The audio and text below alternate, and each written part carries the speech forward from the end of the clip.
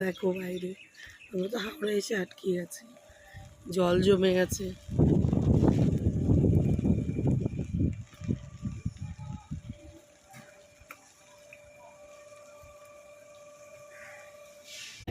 এখানে এসে আটকে গেছি বৃষ্টি ঝড়ে।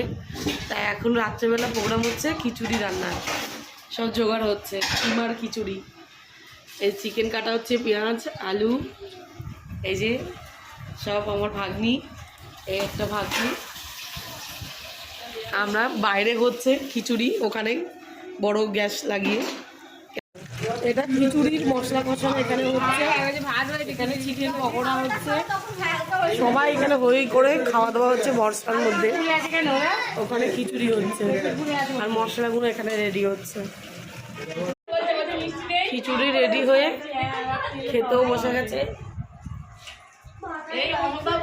এই যে হাঁড়িটা